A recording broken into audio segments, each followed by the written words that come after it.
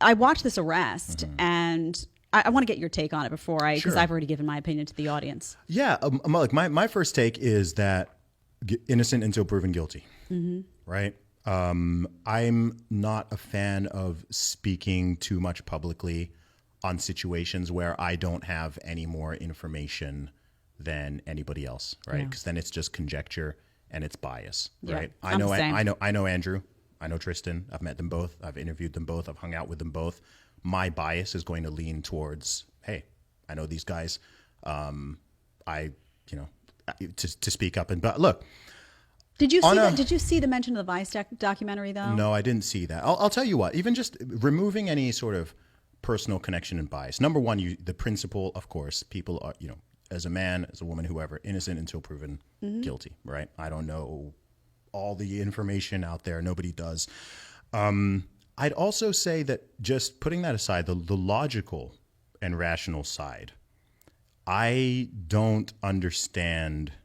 It seems these particular charges seem unlikely just because the incentives don't make sense as well, right? So even if I didn't know these guys at all, I didn't know them at all, I'd just be like, what would be the incentive for that? This doesn't make sense. If you're making lots of money, hundreds of millions legitimately, and you're the opposite of hurting from women, you've got tons of women who like you or attract you, like why would you do that? And on top of this, if you were doing some heinous criminal activity, why would you intentionally seek to promote yourself and make yourself famous and extremely popular? If I were running some shadowy criminal organization of any type, and I'm a remotely intelligent human being, get off the radar. The last thing I want is to be going viral on TikTok, and to be appearing on all these podcasts all over the world, and to have everyone know my name and be Googling me or what. That would be the last thing I'd want. So from a logical standpoint, I'm like,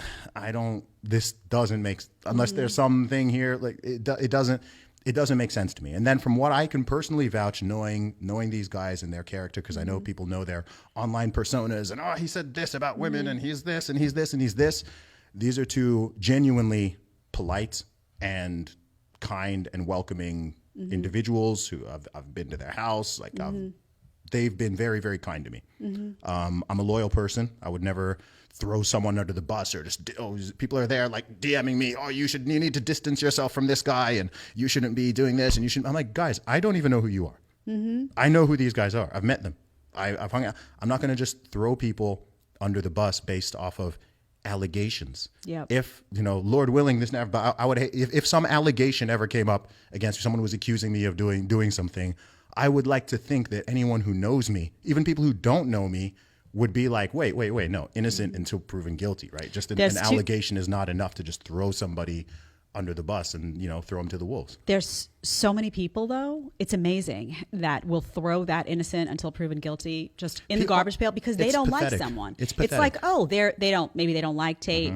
Maybe they're offended by what he's saying personally.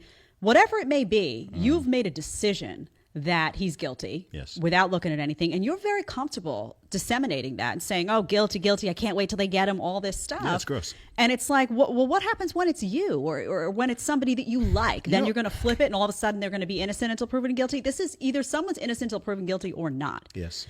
And it's been fascinating. I just wanted to mention that Vice thing to you because you hadn't seen it. But what was interesting to me, I went over, there's a promo. Apparently Vice, we covered a feminist panel they did over there, which they edited and doctored and all of their nonsense. I had Just Pearly on the other day, and she was saying how it was edited, and no surprise there. But apparently they went, and they had access to Andrew and Tristan, and they interviewed them, and they did this full, what was supposed to be a documentary.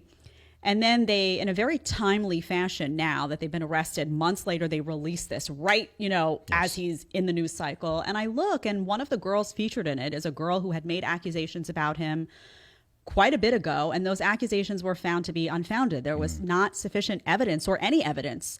So they featured her because they wanted an emotional reaction from the audience. And I'm getting really tired of folks trying these people in the court of public opinion. Yes. And we saw this with Kavanaugh. You're seeing it now with Tate. It's like, I don't care if you like Andrew Tate or not. I really don't care. That's not what this is about. If you're trying to have some credibility on whether someone is innocent or guilty, then your emotion shouldn't be involved in the process. No. And also the truth is, like I said at the beginning, we just don't know. I don't know the information. I don't know what evidence they have or they don't. I don't know what I don't know. I don't know. So all I can, the additional insight I have is, okay, I've met and spoken to these people and I have a logical functioning brain that doesn't get jacked up on emotion. I can look at these things just kind of clearly. A rarity. And also I have principles. There's plenty of people out there on the internet who I don't like their opinions. I don't like the way they put stuff out there. I don't like I disagree with them on tons of things. The principle doesn't change. If one of them got arrested or some allegation was made against them, I'm like, look, innocent until proven guilty. I'm not going to be, well, I don't like that guy, so yeah, I hope this. And I'd like, what the heck, man? Yeah. Like, it's pathetic. Just like people just threw away. Like, so many people don't have principles. It's messed up. You said we don't. You said we don't know. With Yeah, reference to the specifics of the charges, and we don't. We don't. What I do know is that this guy has gotten under the skin of a lot of bad people. Yes. And here's somebody who is charismatic, who does have far reach, who is talking about masculinity and praising masculinity and inviting guys to reignite their masculinity, who's telling them to get to the gym, who cares about, wellness and health, and who isn't afraid to call out modern feminism for what it's done wrong, who's now talking about the climate agenda, who's going head to head with Greta Thunberg. I mean, he is the Matrix's biggest nightmare. Yes. So that's what I do know. Yeah. And, somebody asked me the other day and said, well, what happens if, Andrew Tate's jailed or whatever? And I said, listen, if you were positively affected by his message, then you spread that message. Yeah. If he did something positive for your life, then you become a messenger of the cause, yes, so to speak. But I can see just the agenda of out to get him. Before you even had any charges, anything, you saw people were just like, we got to take this guy out, who are so fundamentally threatened by what he's saying. Yes. Because either it makes them self-conscious about their own poor decision making or whatever it may be, but it's creepy to me. There's a creepiness about it. And that's what made me, frankly, look into his long form content.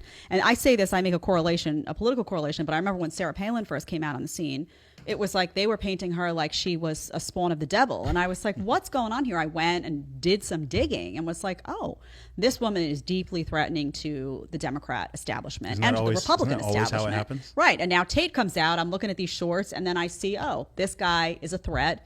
I do some digging and I'm like, oh, isn't this interesting? He's inspiring people to get healthy and doing all this stuff that would make people more armed to defeat the Matrix. And now suddenly everybody's at his house again. Yes. So that's just my take on it. And I told the audience we would, touch on it. Yeah. Let me add one thing there. Yeah. And I said this during my interview with Andrew. And this is a concept that I would really like to ingrain in every listener's brains. I wish I could broadcast this to the world. Is you can eat the meat and spit out the bones. If there is an individual out there who is espousing views or ideas or is doing whatever, look, first of all, there's no person you are going to 100% agree with on absolutely everything. Okay? There will be things that people do or say that you may find objectionable, offensive, and, or even downright wrong, or even immoral in some cases. But if someone also has a massive, positive, inspiring, motivational message out there, then you can take the positive and discard the negative. They can't do it, do we? This is the thing that blows my mind. Because, look, firstly, what's been fascinating seeing this, the Andrew's rise, especially the first 6 months of this year, right, is why is this happening? Why, right?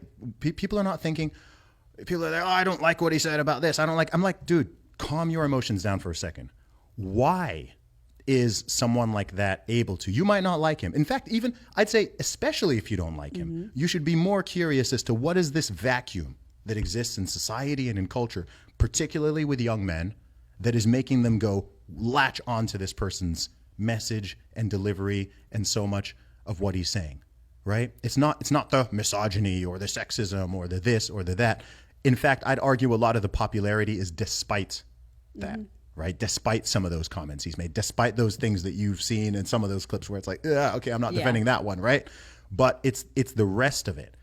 And people don't even want to kind of do any analytical thought and critical thought of like, okay, hang on. I don't I don't really like this guy and what he's saying. Like, I disagree with a lot of this stuff. But, oh, okay, he's making some good points there. Oh, okay, you know what? Actually, for the past few decades, maybe the message that men have been receiving, young men in particular, hasn't exactly been like positive and inspiring and encouraging them and motivating them. They're not hearing this message from, in fact, they're getting the opposite, right? They're being told they're toxic, they're defective girls, women don't even need them anymore. You know, your mental health, who cares? Like in the UK, at least, I think it's number 2 in the US, but I know that in the UK, I believe under the age of 40, between the ages of 18 and 40, the leading cause of death in men is self-deletion. Right. People don't even know that. Those who know, it's just like, whatever. You hear about all these other issues. The leading cause of death. People are here screaming, oh, COVID, COVID, COVID. Yeah. The leading cause of death is people offing themselves, men offing themselves. Like, what is going on in society and in culture that's causing thousands, millions of men to even consider such a thing? Right? And no one's like thinking on any deep level. It's just watch a 30-second clip and react with my emotions and not form your opinion. It's like, dude, like I know for a fact, Andrew Tate and his message has helped deviate thousands at least of men from considering self-deletion or other types of self-harm. I know that. That's true. Right? So you may think, oh, okay, I don't like this message, or I don't like that, or I don't like that, but to not even entertain or recognize any of the positive. It's like people who have like proper Trump derangement syndrome and they can't acknowledge that he did anything good. Yeah. It's like, you know what? You might not like the fact that he's orange. You might not like the way he speaks. I think there's the reason for that is that, I mean, they just can't do it. One, if you're emotionally wired, hardwired to have an emotional reaction to everything, you can't get past that. So it's like all you can hear is Tate talking about the one thing you don't like. You don't have that ability to separate or to say, well, I disagree with this, but look at all of this. You just, you lose that connection to the rational. Yeah. You know? Do you know, I don't even want to say that you can't do it. You can, but people are choosing not to. Well, that's the second part. But right? why? But why? Because if they go down that rabbit hole, if they sit and actually say, okay, I don't like this one thing Andrew Tate said, but let me think about this vacuum that existed for men. Let me think about the fact that men felt like they were getting emotionally castrated for so long. And now there's this guy stepping in and saying there's a better way. Yes. Then they have to acknowledge, one, that men and women are different. Two, that masculinity is a powerful thing and is a positive thing for society. Three, that the testosterone running through men's veins is not a bad thing. They have to acknowledge all of these things that society, the system, the matrix have for so long told them was bad, and they have to, their whole worldview has to change, and they're not ready for that. So it's easier to just say, oh, this short of Andrew Tate, this guy's a misogynist. End of story. You don't have to pay attention to the good he's done. And I want to expand this conversation a little, because this isn't just about Andrew Tate. That's right. Like, look at the rise of Jordan Peterson from say 2016 to 2020 in particular. Why did that happen? Why did that message resonate with so many people? Remember all those interviews when it was like, well, why do you think your audience is young men? We've noticed young men like your message. Why is it? Right? And they're almost saying it like it's accusatory, right? Almost trying to put him on the defensive for being appealing to millions of young men, right? They do the same with Joe Rogan, right? Joe Rogan, especially the last 2 years. People should be thinking, why is Joe Rogan the most listened to man in the entire United States? Like, that's crazy. That's crazy. I've done his show twice. I mean, he's got like a staff of 4 people, right? He doesn't have some big, huge production, or he's got $1 billion. Like what is going on there? Instead of just attacking, I don't like when he said that, or I'm like, bro, stop, think. But what's good about it, like the positive side of it, because you could be like, wow, so much of society is messed up. But the positive side of it is that these people do have the audience they have, which tells me that there's a pretty good percentage of the population that is interested in true thinking, genuine conversation, back and forth, getting to the root of, what the issues are, having an open mind. There's a pretty significant segment of the male population that wants to be proud of their masculinity, wants to get it together, wants a good role model. people watch Joe Rogan because he's having a real conversation. It's Yes. not some mainstream media garbage, filtered, funded by this. He's just talking to people. Yeah. So the positive, I think, is that even though we know that there's a good segment of the population that's a robot culture, parrots of, traditional media, parrots of big pharma, on the other side, there's a passion for conversation and independent thought. And whether you're talking about Jordan Peterson or Andrew Tate or Joe Rogan, these are guys who are making people think, and they like it. Absolutely. So that's a positive. Yeah. And I'll tell you how else I can tell that some people don't understand this concept is because some people don't even understand. Some people don't see the through line between all those names you just mentioned. People will be like, "What? Andrew Tate and Jordan Peterson? How can you they have nothing in common, right?" Or people know I know, and people are like, "What?" I saw people today like, "No, don't. You can't compare Zuby to Andrew. Like Zuby's completely." And I get what they're saying on one hand, right? But they're missing the thread that has led to all of our rise in popularity, especially amongst certain demographics. I'll tell you certain things that are in common. Number one is offering a positive, inspiring, and motivational message to young people. Not the victim mentality, not that you're racist, you're sexist, you're horrible, you're this, you're that, the world is going to end, the world's going to burn, right? Offering something positive and something actionable, something you can do. Get yourself in the gym, work on yourself, pick up your load, clean your room, go to the gym, however it's phrased, however you say it, right? Andrew's there calling people brokies. Jordan's telling people to clean their room. Right. I'm telling you to get Jacksonated. Joe Rogan, right? Like it's all the same thing. Personal responsibility, right? So that's a part of it. The second part is that none of us, we don't lie.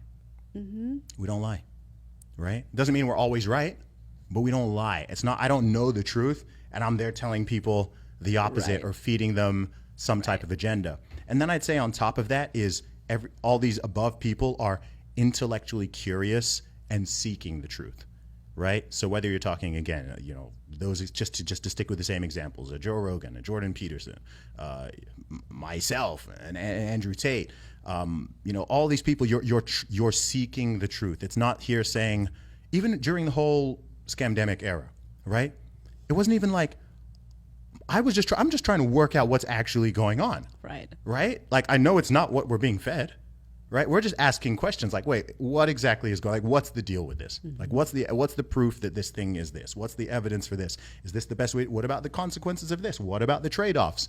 All of these things. It's not even like, we're just coming in as an authority saying this is exactly what it is, but it's the truth seeking, the truth seeking and the truth speaking. And to me, there's clearly a hunger and a thirst for this. I think this is why your show's doing well.